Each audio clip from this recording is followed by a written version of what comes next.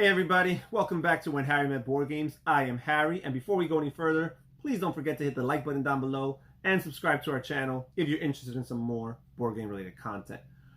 Today, we have yet another review, and I am going to be reviewing this game right here, Res Publica, designed by Reiner Knizia initially in 1991. This edition here is published by Queen Games. I'm going to set the game up, give you guys a general idea of how it plays, and then I'll come back and give you my final thoughts and grades. This is what the game looks like, set up for 3 players. You do need a minimum of 3 players to play this game, as most trading games do, and it plays up to 5. So you have these 2 decks here. This orange deck here are the people cards, and this blue deck right here are the civilization cards. Each player is dealt a starting hand of 4 people cards, and we'll be using these people cards and the civilization cards as well to acquire some of these victory point cards. And let me explain how these victory cards work. We have this settlement stack right here, and the settlements, you acquire a settlement every time you're able to turn 5 cards of the same type. You have a bunch of different people groups, right? You have the Huns, and you have the Anglo-Saxons, and you have the Lombards, and you have Vikings, and you have one more tribe I can't remember off the top of my head. And if you're able to turn 5 of those people cards in, then you'll be able to grab one of these settlement cards. And not only do these give you 3 victory points at the end of the game, but also a settlement entitles you to draw a civilization card at the end of your turn. Because at the end of each turn, no matter what happens, you are entitled to draw 1 card, and in particular, it's 1 people card, the orange card. However, once you acquire a settlement, not only will you be able to draw 1 people card, but you'll also be able to draw 1 civilization card. If you have 2 settlements, you'll be able to draw 1 people card at the end of your turn and 2 civilization cards at the end of your turn. And if you have 3 settlements, you would be able to draw 3 civilization cards or 1 people card into civilization cards. Because at the end of the day, the maximum amount of cards you could draw at the end of your turn is a total of 3. So to be able to capitalize and get all 3 civilization cards, you'd have to bypass on the orange card. And basically, the civilization cards work just like the people cards in the sense that you're trying to get sets of 5 of a kind. And when you turn in sets of 5 of a kind, you'll be able to get these city cards. And these city cards are more valuable than the settlement cards. And if you see here, the victory points go in descending order. The first person to get one of these city cards is going to get the 9-pointer. But after that, the next 2 are worth 8. The next 2 are worth 7, and then 6, and then 5, and finally the last one is worth 4. So it goes on decreasing and decreasing. So you want to get to those city cards early. You also have your churches here, and basically you get a church by turning in 2 monks. If you are able to turn in 2 monks on your turn, you can get a church. And a church basically gives you 7 victory points. It's a pretty solid score. There are only 4 total monks in the entire deck, so it is kind of hard to get to 2. And finally, you got the library. And the way the library works is if you turn in 2 civilization cards that are named books, in particular, they're the equivalent of the monks in the civilization deck. If you turn in 2 of those books, you get to build a library. And the way the library works is from that point forward, once you have a library in your tableau, you only have to turn 4 civilization cards of a kind to build a city. So it is a very helpful card. So on your turn, the first thing you do is you make a trade. And the interesting thing about this game is that you can only propose 1/2 of the trade. You can either propose the offer, what you're willing to give, or you propose what you want to receive, right? What you're interested in. So you could say something like, I am willing to give 1 Hun, right? And then players in clockwise order take turns presenting the other half of the trade. And what's interesting is it's just 1 shot. You get no other chances. There's no negotiating. There's no bartering. Your opponents cannot be like, well, that sounds good, but can you do this instead? No. They have to settle for what you've proposed. If they're not interested, they just pass. And if they are interested, they present their half of the trade. They could say one Viking, and then the other player would say one Lombard. And then finally the active player who made the first half of the trade gets to choose whether or not he or she wants to accept one of those trades, which one he will accept. He can only accept one, or if he will pass on all the offers made. If the trade is agreed upon, players exchange their cards. Now, you cannot have more than 3 types. You can mix and match. So, for example, you could say a Hun and a Lombard, but you cannot have 3 types of, or more than 3 types of people cards offered in one trade. You can offer something like multiple cards, but remember that would get tricky since you can't really negotiate, and people might not know what's a fair counter offer, in return. Another thing you could do is, instead of saying I'm willing to give, you could say I want a priest, right? And then again, everybody will go in clockwise order, completing that second half of the trade. So I'm going to say that I am willing to give a priest, right? And everybody's going to go around and they're going to say this person has a bunch of Goths and an Anglo-Saxon. He does have a priest, so he would offer something. He would say, I would give you one Anglo-Saxon, let's say. He doesn't want to give up the 2 Goths. And then this person, the priest is not as valuable to him, so he might not be interested. He doesn't know that this guy has all the other priests. So he might just say, I pass. And then I will choose if whether or not the Anglo-Saxon is worth it for me, right? And I got to realize that giving the monk is an expensive card. But you know what? For the sake of this little review, I will give him the monk and he will give me the Anglo-Saxon, right? And then at the end of my turn, I draw one of these cards, right? All right, and I got a Goth. And then play continues going round and round until players, one by one, put down 5 cards of a type. And after you're done with the trade phase, that is when the placement phase takes place. And you get to put down as many as you want. So if you have 2 sets of 5 or 3 sets of 5 even, you get to place them all down, collect the corresponding victory points, whether it's the settlements for the people cards, or the cities for the civilization cards, or the monks in the libraries, respectively. And players keep on doing that until the civilization deck runs out. Once the civilization deck runs out, each player gets one more opportunity to go around. And finally, any incomplete pairs, cards that you have 2 of a kind of, do get you victory points at the end of the game. So let's just say you fell short of getting a 5th of a kind, and let's say you only had 4. Well, those 4 cards, since those are technically 2 pairs of 2, would get you 2 victory points. So nothing is lost necessarily. You might not get the fullest optimal benefit from those cards, but you'll get something in return at the end of the game. And that's pretty much it. It's a very simple, light filler game with some interesting trade mechanisms, some nice, straightforward set collection, and some nice acquisition of victory points. The game takes maybe 30 minutes at most, I would say. And that's it. Let's hear my final thoughts.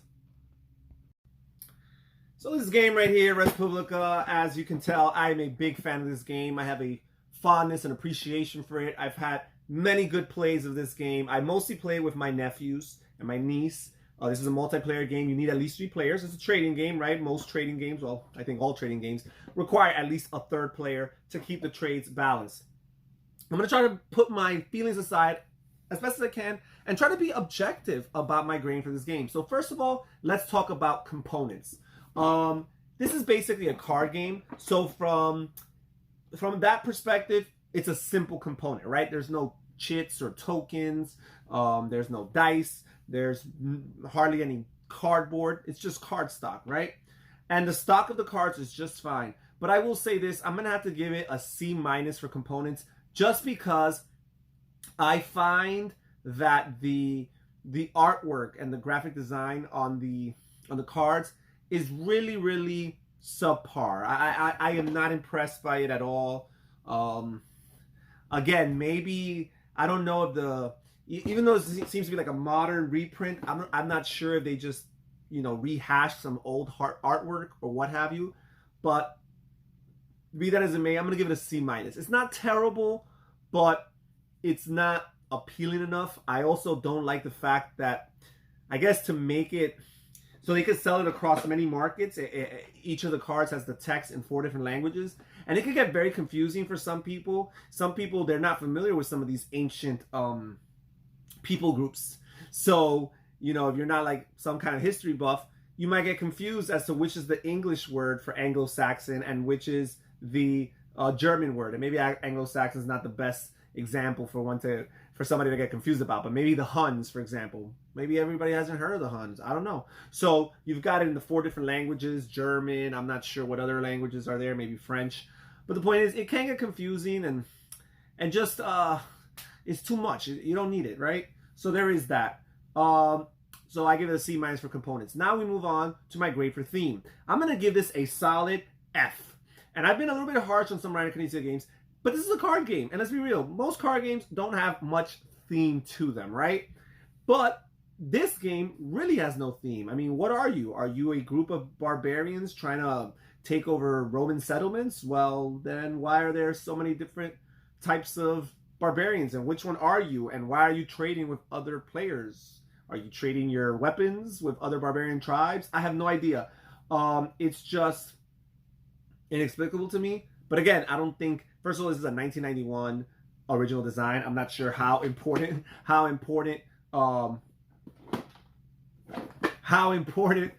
theme was back then. But also, it just doesn't come out, by any standards. It doesn't feel like I'm doing anything other than trading.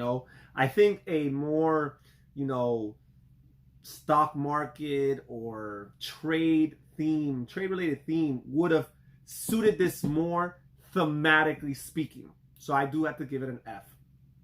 Now let's move on to gameplay. For gameplay, I'm going to give this a solid A-.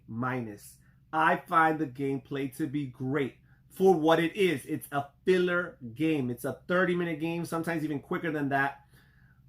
For what it is, I find it to be solid. It's smooth, it's streamlined, it's not clunky, it makes sense. Once you teach it, it's kind of like a gateway game in that sense. Once you teach it, people pick up on it very, very quickly. You don't have to rehash the rules or reteach the game after a person hasn't played it for a while. It doesn't suffer from any of those casualties that some games do suffer from. And it's just fun. The gameplay is intuitive and it makes sense and it feels good as you do it. So for a filler game, which is what it is, it's not a 45-minute, 1.5 hour game that's meant to fulfill some other or scratch some other itch. It's just a filler card game. For what it does, solid A-. Now finally, let's go to the novelty factor. And I'm going to give this an A+. And I'm especially factoring in that this game was originally designed in 1991. I find some of the aspects of this game to be very, very neat and interesting, especially the trading aspect. The fact that you can only make half of the trade. That is incredibly, unique to me. I don't know if I've played a trading game that has that, right? I mean, sure, other trading games have an openness to the trading process where you can theoretically only present half the offer and say, hey, I want 2 Huns. What do you guys want to give me for that? What do you guys want in return for that? But this is mandatory. You're obligated to only report half of the trade offer. And that is so cool because you got to think and choose, which half do I want to present this round? What have I noticed? What patterns have I noticed in my opponents? What cards are they interested in, right? And a little bit of press your luck. Should I ask for 2 of a kind, right? Or maybe let me offer 2 of a kind in hopes that someone else would offer me 2 of a kind in a row as well. It is really, really neat, really, really cool, but subtle mechanism into what is otherwise a very simplistic set collection game. So because of that, I have to give it a solid A+. And my overall grade for this game is going to be a B+. Even though it gets an F for theme, Again, I'm kind of moving on from that because it's a simple card game. It's a filler of a card game. And how many 30-minute card games feel that thematic? I have a hard time, thinking off the top of my head of a 30 or less minute game, card-based game that feels highly thematic. I'm sure there's some out there, and I'm sure there's many that would probably score higher than an F, but not that many that probably would score an A, right? By anybody's standards. Let me know if you think otherwise, if you disagree. But the point is, I'm willing to look aside of that and look at the novelty factor and look at the gameplay and look at all the great memories I've had, from a objective perspective, the fact that it creates that fun factor, and give it a B+ as an overall grade. As a matter of fact, if this game were not a filler, if it had a little bit more meat to it, let's say, and a little bit more game length to it, this game would seriously compete for some high real estate in my top 50 games of all time. This game is already factors in there, but it would rank way, way higher if it had a little bit more to it. If there was like a 2.0, if there was a upgraded version, kind of like, Alhambra was once a card game that eventually evolved into what became Alhambra. If something like that were, speaking of Alhambra Queen games, if something like that were to happen with Res Publica, where Reiner Knizia or any game designer would take the core idea of Res Publica and add a little bit more game to it, I would rank it higher. Be that as it may, a short filler game for me in particular can rank high in my top games of all time, but there's a cutoff point as to where a filler of a game can go to, and this game quite doesn't pass that threshold because it is a filler. But for what it is, great game, B+. Those are my thoughts on Res Publica. If you have not heard of this game or played this game, but the mechanisms seem neat, if the gameplay, playthrough I showed you, catches your attention, this is a game that you should consider. If it's in print, I'm not too sure if it's in print right now, but if it's in print, I do remember that I got it for a pretty good price. If it's not in print, I'm sure you can find very affordable, economical, sales on BGG, on BoardGameGeek.com, the geek market there. And again, if it sounds like a game, if you like fillers, if you like card games, if you like set collection, if you like trading, if you can check all those boxes, this game does exactly that. And that's it for my review today. Thank you so much for joining us here at When Harry Met Board Games. I am Harry. And again, don't forget to hit the like button down below and subscribe to our channel if you're interested in some more board game related content. You guys take care, and I'll see you next time. Bye-bye.